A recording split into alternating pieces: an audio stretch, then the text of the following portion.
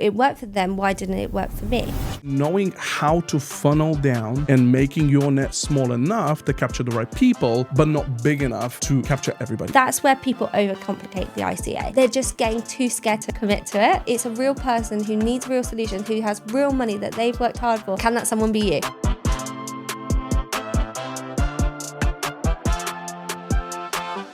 Welcome to the Social Edge podcast. I'm Georgia. And I'm Isho. And today we're talking about why you need to stop overthinking your ICA. Who is your ideal client avatar and what is the importance of it? Today we're going to dive in and really unpack the conversation. And we hope that this is something that will inspire and encourage you to take the steps in the right direction. Amazing. So this is very trendy right now, but it's also so important to nail your social strategy. Yes. So let's start by what is an ICA? So the reason we're talking about this is because a lot of people post on social media without a strategy. They just post, they jump on trends, they might do something someone else has done, and then they think, well, it worked for them, why didn't it work for me? The starting point for anyone who's building their social strategy is to figure out who their client avatar is. And what that means is it's the person that you're trying to target with your content. So the first starting point to determine who your ICA is figuring out what is the problem that you're trying to solve. So maybe you've started a business or you've got a personal brand. What is it you're trying to help people with? Go back to the basics. Why are they having that problem? What's the issue that they're facing? Then you need to unpack it a little bit further and say, okay, well, if that person's having this problem, how can they solve that problem? What is the solution to the problem? And maybe that's what your product or service is. And then what you can do is you can determine 1 to 3 ideal client avatars, which are basically target personas of the people that you need to target who need the solution that you're trying to provide. That's how you start to break down a client avatar. Why is that so important? Because once you determine who your ideal client avatar is, you can then start to create content that targets that person. Absolutely. And your content becomes so much better because it's speaking to that person. And there's like a saying, or someone said it to me once, if you don't niche down your content in this way to talk to your ICA, you're going to be talking to like everyone. Absolutely. And you might think that that's good because anyone can relate to your content then. But actually it's bad because if you're talking to everyone, no one's listening. Whereas if you talk to your ICA, you'll find that there's like thousands and thousands of people who are that or fit the mold of your ICA. And then your content's going to relate directly to their problems and they're going to listen. So it's better to talk to a smaller group who will listen than to talk to everyone who won't listen. Absolutely. I love this topic because I think too many of the businesses we've worked with and even the personal brands we've worked with have encountered this challenge. And I think for many of you guys that are starting out, you will encounter this one way or another. And I think the biggest challenge is exactly what you said there. People either casting too wide of a net or they're making it too small right from the beginning that it doesn't allow people to funnel in. And what's really important is to really today, hopefully we can, with our experience, educate you guys on knowing how to funnel down and making your net small enough to capture the right people, but not big enough to capture everybody, right? Yeah. So I want to dive into this first question, which is why do people overcomplicate ICAs? Yeah, I think the reason people are overcomplicating it right now is 2 things. One, they think that by niching down too much to their perfect ICA, that they're reducing their chances of being seen. Yeah. So instead of fully committing to that ICA, they say, well, I won't be completely focused on that group because that way I'll still get to target all these people. And then as a result, their content just doesn't resonate. So let's use an example to illustrate this. Okay, you're a male entrepreneur who's built a business helping male other male entrepreneurs get fit. Sure. Right? Yeah, so that's quite a niche group. Men, CEOs, business entrepreneurs, mindset. Busy people, but are struggling with time management and want to get fit. That's right. By determining that group, you've already can create content that's really specific for that person. But say that person then says, oh, but if I just don't make it gender specific, then I can also maybe pick up a couple of women on the way. Mm-hmm. Well, then you're not going to resonate with the males who train differently to women. 100%. Equally, they say, oh, well, I don't want to target only CEOs and entrepreneurs, because what about the really busy person in a corporate job? 100%. Well, their days look so different to an entrepreneur because they have a clear start and end time. They can work with a different structure. But also, if you look at like let's break it down even more. Yeah. Then we look at nutrition. Yeah. Financials. For example, when you say entrepreneur or businessman, you can then separate it based on revenue. Yeah. Right? You can separate it based on willpower. Exactly. Are they somebody that's going to stick to the food plan, the nutrition part, and the exercise and the longevity, right? And you can break that down so much to the point where when they come in, because everybody, when you jump on a call or you're talking to any sort of prospect, in the beginning, everybody's like, yeah, the yes man, I'm going to do it all. I'm going to go to the gym 5 times a week at 6 a.m. I'll see you there. And then week 1, great. Week 2, they're showing up 5 minutes late. Week 3, they're not there. Yeah. So it's like by targeting that specific person, you're going to make sure that your content resonates. But if you are being too nervous to tighten down your ICA, you're going to put content out that doesn't resonate with that ICA, and they're just going to miss it. They're going to think it doesn't relate to them. Yeah. So by actually being more specific and curated, for some people, you will have a broader audience. For some, you will have a very niche audience. It's not about how broad or niche it is. It's about what is the issue that you're trying to solve and who is the person that needs that issue solved. Once you determine that, your content can match that. And I think that's where people overcomplicate the ICA. They're making it, they're just getting too scared to commit to it. It's like a commitment issue. Well, we have that. Yeah. Commitment problems are all over the place. And I think, I want to kind of lean into this because I know this is something we want to touch about in the area of kind of the simplicity of trying to reach people. And that's really people trying to serve people. So, for example, oftentimes when new individuals start a business, a startup, whatever it is, they think that the message they have to communicate has to be something super polished, something super extra. When it doesn't, you can just look back and go, what are the things I'm already doing for myself, for my family, for my friends that are already producing results, and I just magnify it and I just move towards that direction. Yeah. Why am I asking this? The question here is, what's the simplest way to define an ICA? And I think that comes down to who are the easiest people around you that you can serve without putting any effort in. Yeah. We're not talking about effort as in like, oh, you're just half-assed, just kind of doing it for the sake of it. We're talking what does naturally come to you in terms of the service that you're going to offer. So then when people come at volume or at scalability, you're able to deliver in a way that allows you to deliver the day-to-day value, but also allows you to be stretched in the long run if you decide to separate different lower tier packages compared to high ticket, etc. I think it's really good to look at this in terms of like where you are in your journey on business as well, or whatever your offer is, where you are in terms of the delivery of that. If you're a bit further along, going back to what you just said, is that if you're a bit further along, you may have already had clients that you've delivered for. And if you've delivered really well for that client, i.e. they've become your perfect client and you feel like this is the perfect client for us, create your avatar around them, their struggles, their needs, what you've delivered for them, the solution you've provided, and then look for more people who fit that mold. Alternatively, if you're right at the start of your journey, there's a reason you're doing what you're doing. Most people don't get into a business or start doing something because they just fancied it. There's got to be a reason why, or like a solution that you're trying to bring or a problem you're trying to solve. Whatever that is, build your avatar around that. I think that is one of the simplest ways to define who you're trying to help.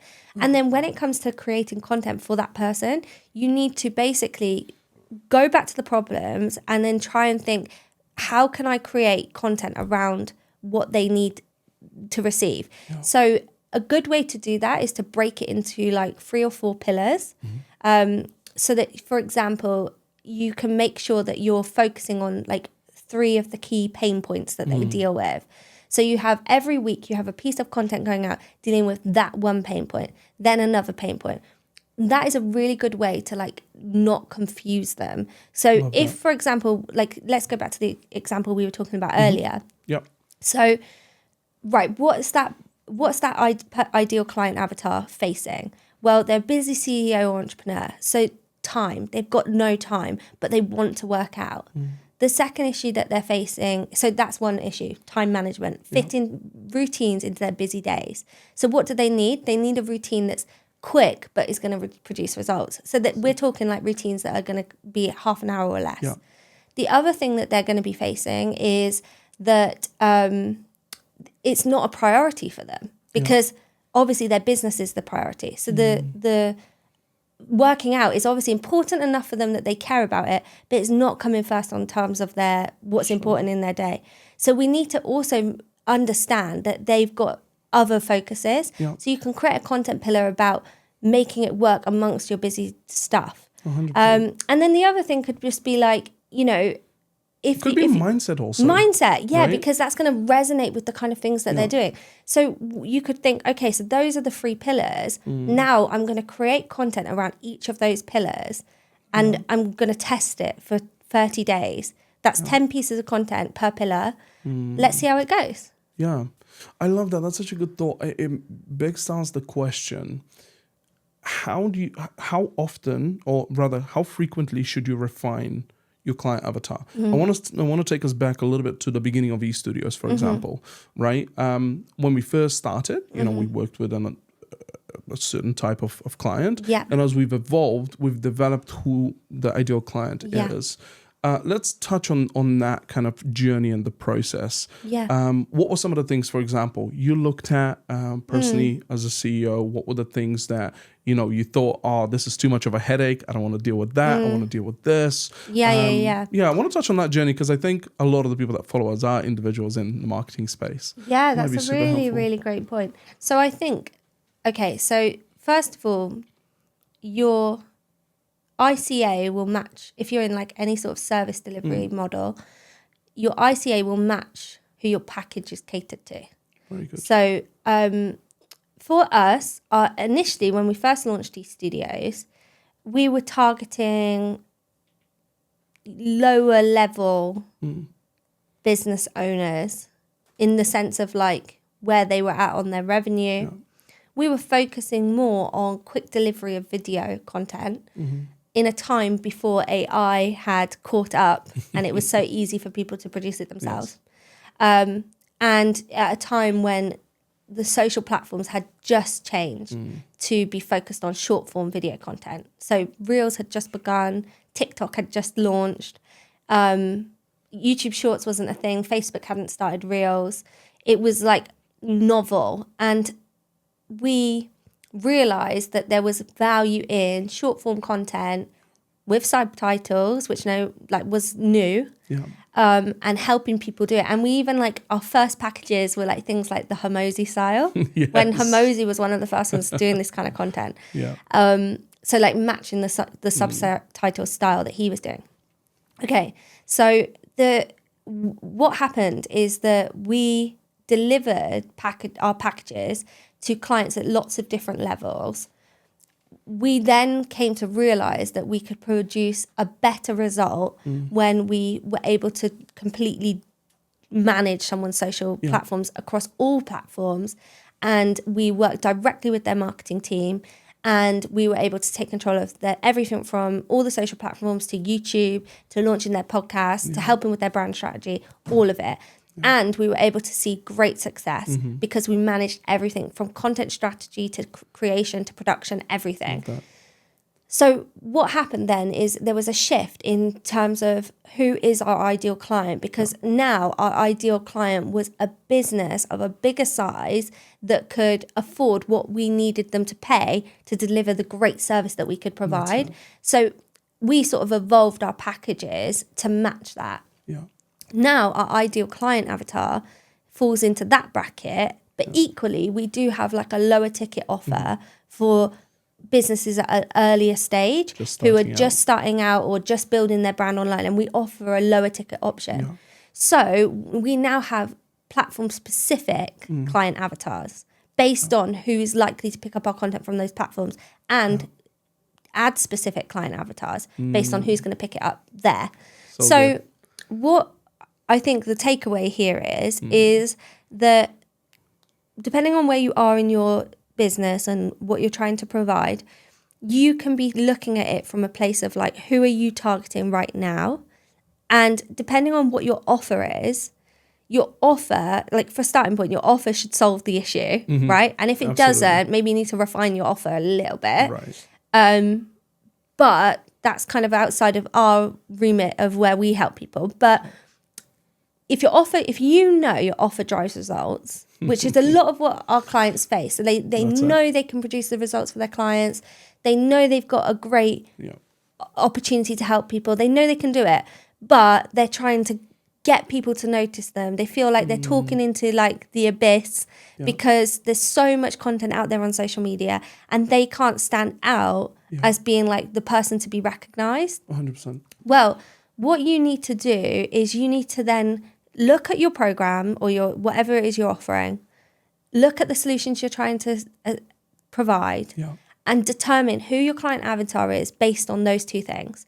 Now that you've determined who your client avatar is, the person you're trying to help, like give them a name. That will really help. Like we do that. We give them names. We say where they're from. We say their interests. We say their problems, their struggles. Like you can write out a whole client avatar profile. Use ChatGPT. It'll help you. 100%. Like ChatGPT is great for things like this. As long as you use a good prompt, and maybe we'll give you one at some point. But as long as you use a good prompt, you can use ChatGPT to help you define your client avatar. Once you've got that nailed, you can then determine your 3 to 4 content pillars from that client avatar, and then off the back of that, you can create your content. I guarantee you're going to have so much better results with the content that you produce by doing that and being strategic in it than if you were to just be posting into the abyss. Now, also, I think I just diverted from your question, because your question was, how did we go on that journey? Well, that's exactly what we did. We went on the journey of like, as our business grew and our clients grew and we helped people, we realized where we were best able to help people. Absolutely. Also, the landscape changed, right? Like I alluded to right at the start. AI came in, there was platforms that could do video editing. Well, it's like, how do we remain competitive in such a competitive landscape? The truth is, we are strategists and we're amazing at the strategy. We're also amazing at the done for you. We're amazing at the full implementation, taking the stress off of people. Everything we stand for is about understanding that a client who's a business or a CEO or entrepreneur, that you have to focus on leading your business. Don't make socials a full-time job. Let someone like us help you do it. Okay, so that's what we do. Yeah. So then now all our content is around not only helping and informing and showing that we can do it and we understand it, but also that you can work with someone like us and save yourself the hassle. And so that's it. I want to so many. I mean, you guys, if you're not taking notes on this, I mean, you must go and rewatch and replay. But this is super valuable. One of the things that I'm taking away here, which is kind of really standing out for me, is some of the clients that we worked with through exactly this process. For example, we've jumped on, we can't name names, but we've jumped on with one of our clients. We helped them kind of put together their message, get out there, start posting. And with the time, they start to realize, can you take my YouTube? Can you also take my TikTok? Can you take my LinkedIn? And the more we've taken on and delivered at a higher level, their time's been freed. And as their time has been freed, their either business has developed further or their personal life has increased in a social setting. So what is that saying? Oftentimes, business owners and personal brands get so involved in the day-to-day production that they actually forget to enjoy life. Like, life is supposed to be enjoyed, right? We're supposed to really go and do the thing that we want to do. And if you're somebody that's creating content, having time to breathe and to sit and to enjoy life gives you more content opportunity. Yeah. Right? I think it comes down to the fact as well that right now, social media is a killer marketplace for anyone who's doing business. Yes. And so social media has become like a full-time job for people, as in that people do treat it as their full-time job. We've got an agency and that's what we do. But if your main bread and butter, your main business is something different, it can feel heavy. And also, it's not the case that you can just do the same thing on every platform. Each platform has a different identity, has different people on it. you can't just copy and paste across every platform and expect the same results. That's where like people like us, that's what we do to take that pressure off. Yeah. But for someone who's starting out, if you want to figure out what your business is in terms of like what you're trying to do, determine your client avatar, then you could choose which platforms you think that client avatar is going to be on. Yes. That will help you focus your strategy for now. Yeah. Like if you're just getting started and you want to do this on your own for a little while before working with someone like us, it would be good for you to think about where are your ICAs on social media. Are they on LinkedIn? Are they, are they like professionals that you need to target with like clear words and become a thought leader to target? Are they on Instagram in the sense that, you know, there's so many business people now on Instagram and you see that as a key opportunity because you can curate your feed and things like that. Are they on TikTok? Are they Gen Z? Like, are they a younger audience? It's not just Gen Z. There's a lot of millennials on TikTok, but it's more about the buying attitude of the people on TikTok. They're different to the people on Instagram. Are they on Facebook? Are they looking to join a group, improve? Have you got a course? Maybe Facebook would be a great place for you. So, and then, or is it someone that needs to consume your content to get value? YouTube might be your best option. Yeah. I think once you determine your client avatar, you'll understand which platforms are your key platforms, and then you can build your strategy around that. That's like the next step. And I think that's where what you were saying happens with our clients, because once we kind of establish which are their key platforms to begin with, basically anyone could target any platform. It's just how you do it and the strategy behind it that will see whether you succeed on every platform. Absolutely. So I think my advice would be just like don't just like start every platform all at once. Like pick one to begin with, whichever one you think you're most of your ICAs are. Start there and then begin to really target that platform, understand it, watch what others are doing in the same space, literally search people who do similar things to you, 100%. Not to copy them, but to understand what's resonating with their audience and then understand how you can be doing something similar. I think that will really help people and it will take that pressure off. Like, don't feel like you need to just target every platform. And if you've already started doing every platform and it's not producing results, and it's getting overwhelming, just pause, take a moment, pick the one that you're performing best on and continue on there, and then pick up the others at a later date. I feel like that's like a masterclass. I absolutely love this. One thing I do want to add here is when people create, and maybe you can echo this, maybe you won't, but when people begin to form and shape their avatar and to go after their ideal client, it's really important, in my opinion, is to chase after real people, not invent the avatar. Yeah, super crucial. Yeah, they've got to be like a real person with a real problem. That's it. And that's where like, okay, like we mentioned about using ChatGPT, but like you're not chasing a robot. You're chasing real people with real money that they want to part with. And this is also the thing, like a lot of people go into like entrepreneurship and business and they're like, oh, my idea's so great. And like, I want everyone to buy my course. Like, you know, with coaches, you find this all the time. Like, I've created this course and I want people to buy it. Well, yeah, your course might be really good, but you need people to part with their hard-earned money. So if they're going to part with their money to get something from you, it has to really be like what they need. Otherwise, they're just not going to do it. Because like there's been times where I've seen like courses and things online and I think to myself, oh, I'd quite like to know what that course includes. But it's not been enough to push me over the edge to buy. So let's touch on that. Exactly what I want to touch on there. So you're a mum, you're a multi-business owner, right? You transitioned from leadership to law, from law to now managing all these businesses. When somebody targets you, what are the areas in your mind that you're kind of subconsciously looking at for people to tick off your list for you to be interested? For example, because let's say somebody wants to work with you and they present something to you, probably the first thought that might come to your mind is, I'm a mum. How much time do I have? How available I am? And can I commit 100%? But anyway, let me not speak for you, but in just sort of presetting. It literally, I think, comes down to one thing for me. Can I get elsewhere for free? Yes. So if I can literally search the information, if I can think for myself, if I can ChatGPT my way into it, if I can do anything to just get that information without having to go through the like ordeal of doing the course or even having the call or anything that's going to suck more of my time, then I won't do it. But if it's going to like give me a win, like someone gave me this piece of advice. Actually, it was our media buyer, Marta. Shout out to Marta. I was talking to her about like digital products, and she said, no matter what it is, whether it's a free product, whether it's a very low ticket, high ticket, medium ticket, it doesn't really matter. She said every single time you've got to give them the quick win, the quick takeaway, because then they're going to feel encouraged that actually what you do for them, even if they've paid $1 for it, £1 for it, like they're going to feel like they've received something from it, and it's going to encourage them and make them want to pay more.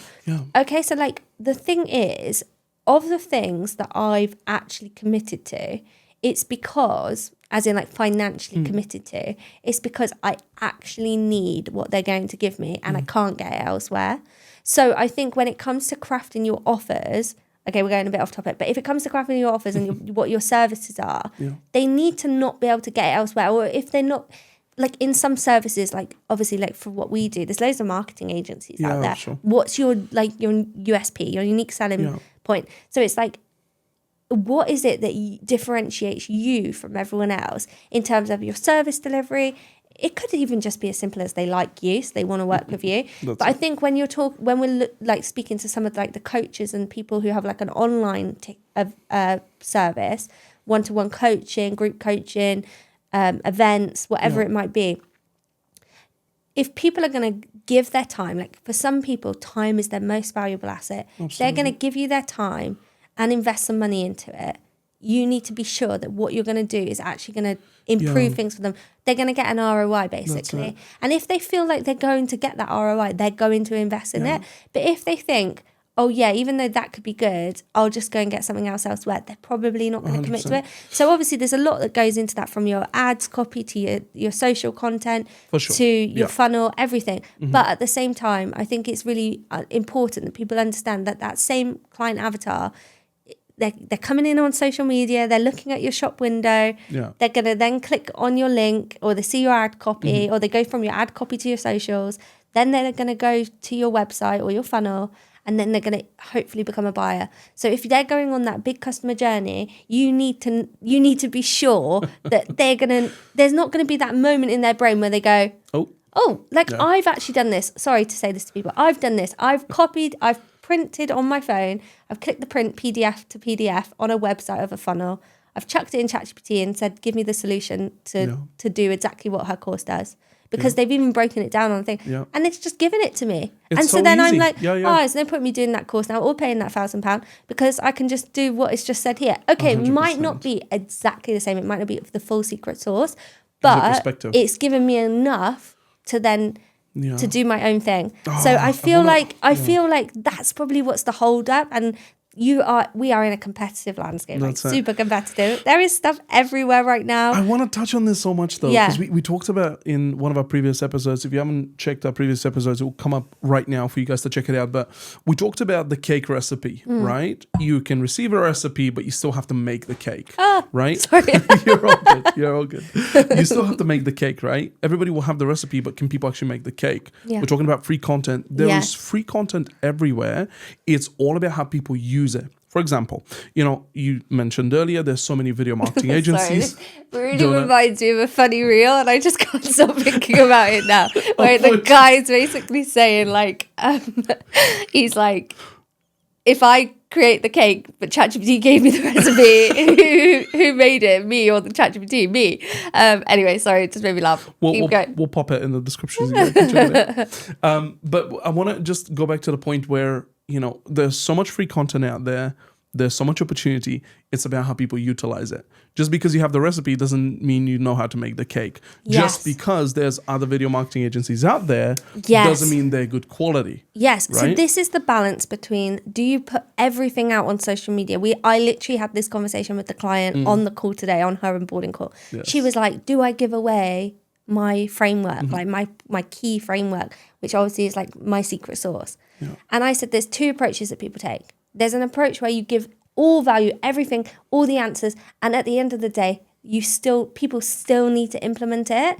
You know it from like someone you used to know, who you used to work with, and they had their first level program, had all the information, but you had to do it yourself. and then they had a higher level, whereas all the same information, they just did it for you. Yeah. Right?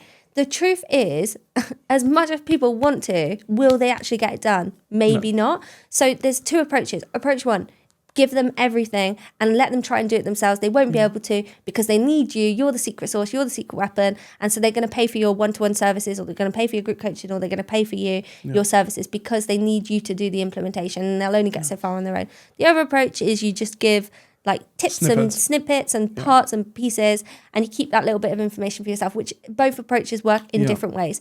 I think it doesn't really matter which approach you take. What matters is just understanding that as long as you're kind of making sure that your content is targeted to problem solution, you're probably going to get them to go on the journey and connect with you, and you're going to get that community building going, rather than if you just kind of, I don't know, rather than just kind of not targeting either, if that makes sense. No, 100%. And at the end of the day, it comes down to if somebody comes and reaches out to me and wants to do business with me, the biggest thing that I would look out for is what availability are they creating for me? What is important for me? Yes. And is that thing going to accommodate that? Yeah. You know, I can do video editing, probably can get away with a little bit graphic design, this, that, and the other. Yeah. But reality is, if I didn't do it myself and had somebody professional do it, that has done it time and time and time again, right? Repetition's king, right? Yeah. The more you do it, the more confidence you build. The more confidence you build, Yes. the better you obviously improve. I think also it's like, what's stopping you from getting started, or what's stopping your ICA from doing it? Like, what's the hurdle that they're facing? Is it like an imposter syndrome kind of thing? Like they really want to do it, but something keeps holding them back, and you're going to be that thing that helps them keep going, that gets them over the edge. 100%. And if it's that, then they're going to work with you, aren't they? Oh, so this is wild. If you haven't checked out our episode on imposter syndrome, please go and check it out, because this is so significant for people starting out. It's absolutely insane. Yeah. And the quicker you overcome that, the more successful you'll be, honestly. Keep falling forward. What a good conversation. I think this is amazing. Honestly, we've just given an entire roadmap here. Yeah. Well, this is literally it. You can go and put this strategy into your socials right now and see if it works for you. Yeah. But I think what we want to sort of hone in on is like, your ICA is not a robot. It's not a spreadsheet. It's not just like a plug and play. It's a real person who needs real solutions, who has real money that they've worked hard for, and they do want to spend it with someone. And can that someone be you? Yeah. So if you follow this strategy, we think you can. So hope you enjoyed this episode. I guess what we could do is maybe like have a little think about a free resource. We can chuck it below and help people use that to identify their ICA. 100%. We will definitely love to hear from you guys. Feel free to drop a comment, engage with us. We've had quite a few people drop in our comments from the previous episodes. In the meantime, if you are somebody that's listening on Spotify or Apple Music, whatever you're listening on, please hit that subscribe button. Tell us if this content is helpful to you. And if you have any suggestions on topics that you want us to unpack, let us know. Would love to keep talking. Until then, we'll see you in the next episode.